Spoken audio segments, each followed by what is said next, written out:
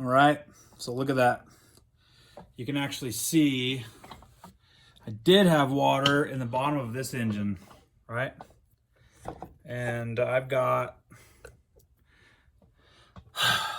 like the bearing inside here. So that would be the transmission bearing, and it is rusted as rusted gets. So I am actually really glad that I took this thing apart, because I've got to go through all of this and get all of this out of here. So I'm gonna let's undo the bolt. Let's see if we can just pull out the crankcase, or the crankshaft, I mean.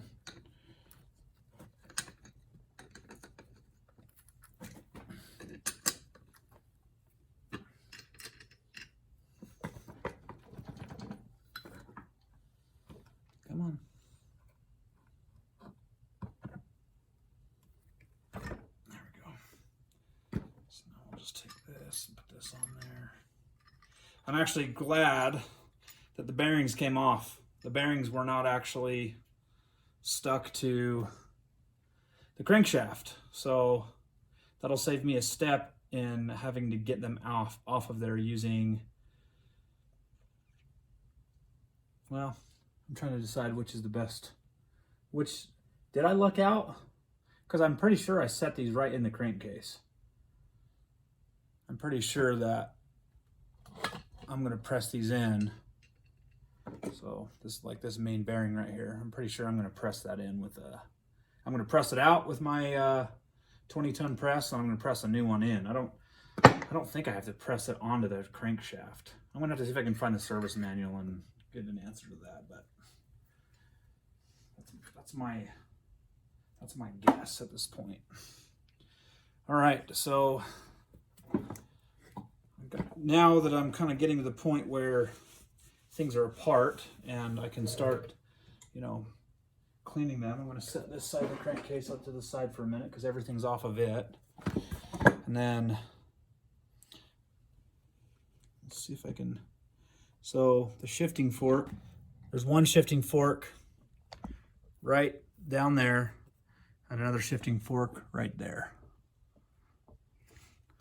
And then there's going to be a third one back here, I think. So let's just pull that off. Pull out one shifting fork. So let's pull out the shifting drum. Just kind of have to tweak it a little bit. Man, there's a lot of rust just sitting here. So I feel fortunate that I did in fact decide to pull this apart. Go through the entire engine, because now I can make sure that I've got this thing fully. I mean, overall, like, I don't see any like teeth missing, so that's good, right? But there's definitely like, it's rusty, but that's how these go together. So those two fit. Basically, this outer gear and this outer gear fits on this outer gear and this outer gear, and they just offset just like that. I'm going to screw these back on so that I don't lose the nut.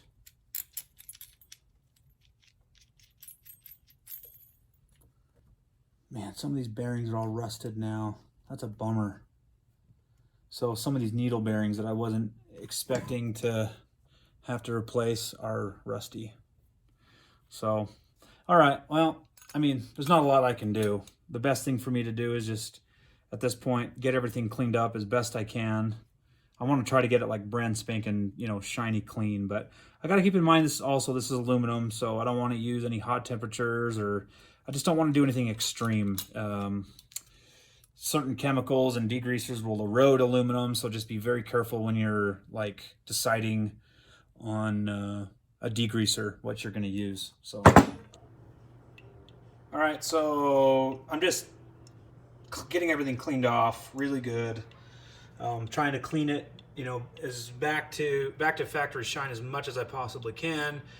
in some of the corners, you know, like behind the chain guard and stuff like that. I'm not getting too detailed, but, and I haven't even had it in, I haven't even attacked the old gasket in any kind of detail at this point, but the point is I'm getting the floor all cleaned out. You can see how that's all clean. I got all the sand and grit out of there, which again, with the brown color, I don't know. The only reason I think it could be rust is because one, the transmission gears were a little rusty, and two, well, the other point is I'm wondering if some of that dust was coming off the clutches, but when I'm measuring the clutches, they still measure darn near next to factory thickness. So the clutch friction plates are not near worn out.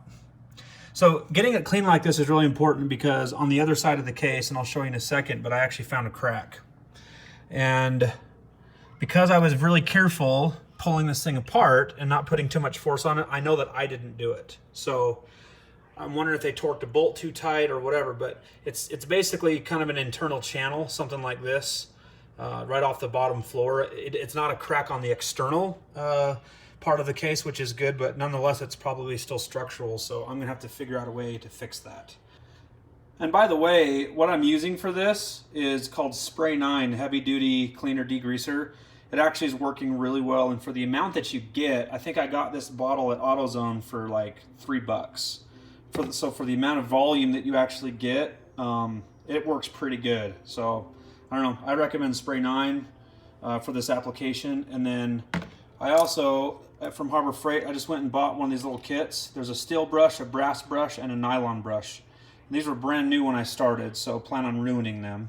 Maybe buy, you know, 2 or 3 packs if you want to have some around for after you're done with this. But just these little brushes from Harbor Freight work pretty good on getting into, you know, some of these corners and stuff like that. So there's the cleaning tips of the day.